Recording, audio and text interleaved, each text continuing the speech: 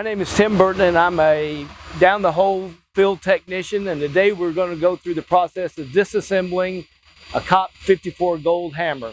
This process would also apply to a COP 44 gold and a COP 64 gold.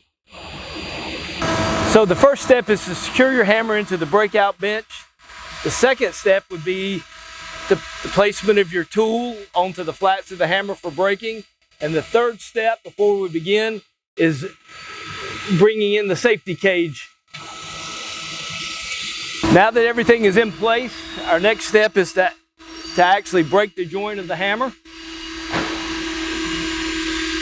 by applying pressure to the tool.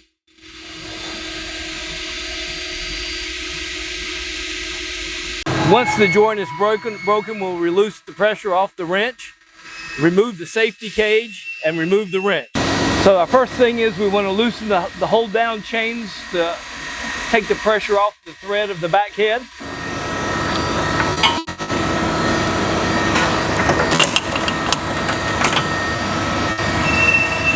The next step would actually be the removal of the back head now that it's loose.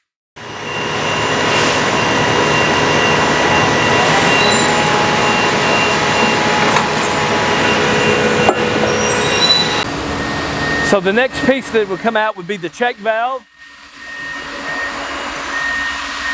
the check valve spring,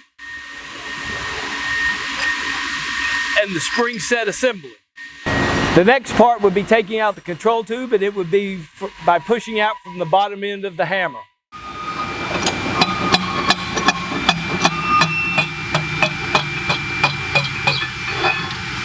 So the next piece that would come out would be the cover and the control tube assembly and its associated parts.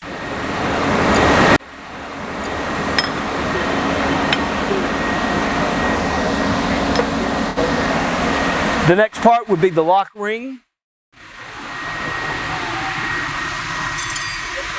And then the piston.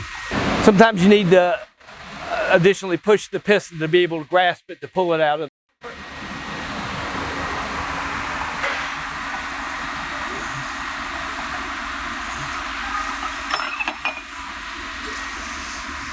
That completes the disassembly of the top end of the hammer.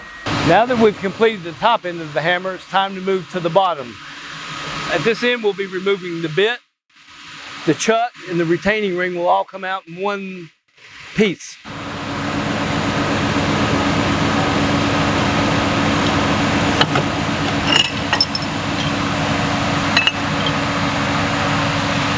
So the first part to come off the bit would be the retaining ring,